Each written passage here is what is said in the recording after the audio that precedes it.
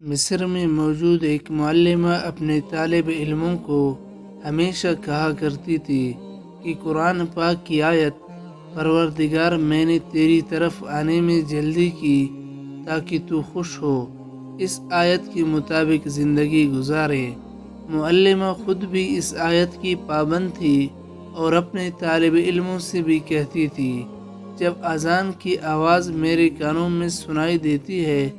تو میں فوراً سارے کام چھوڑ کر نماز کے لیے اپنے رب کی بارگاہ میں پہنچ جاتی ہوں تاکہ میں اس آیت پر عمل کر سکوں کہ میں نے اپنے رب کی طرف آنے میں جلدی کی تاکہ میرا رب مجھ سے خوش ہو جائے۔ اس معلمہ کے شوہر کی یہ عادت تھی، جب بھی آفس سے گھر آنے لگتا تو فون پر اپنے بیوی کو کھانے کے متعلق ہدایت دے دیا کرتا تھا تاکہ جب یہ گھر آئے تو اسے کھانے کے لیے انتظار نہ کرنا پڑے۔ یہ خاتون اپنے شوہر کی ہدایت کے مطابق ایک دن کھانا بنا رہی تھی۔ کھانا بناتے ہوئے جب 3 رولز بننے والے رہ گئے تھے تو اذان ہونا شروع ہو گئی، لہٰذا معلمہ وہ رول وہی چھوڑے اور نماز کے لیے جائے نماز پر پہنچ گئی۔ جب اس عورت کا شوہر آیا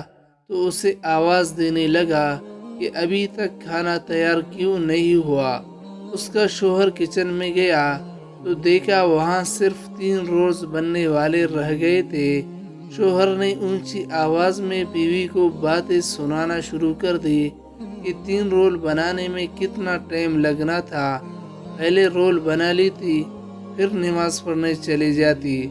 جب شوہر بیوی کے پاس پہنچا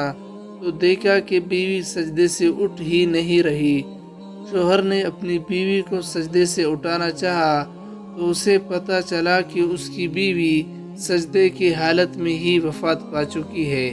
ہماری یہ روٹین بن چکی ہے کہ ہم جیسا بھی کام ہو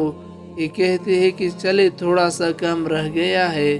پہلے یہ ختم کر لے پھر نماز پڑھے، لیکن واقعہ آپ کے سامنے ہے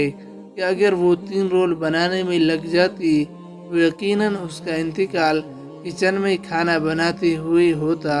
لیکن اس نے اپنے رب کی طرف جانے میں جلدی کی، اس لیے اللہ تعالیٰ نے بھی اسے سجدے کی حالت میں قبول کیا۔ کوشش کیا کرے جب آپ کو اللہ کی طرف سے بلاوا آئے آپ بھی اللہ کی بارگاہ میں جلدی حاضری دیا کرے۔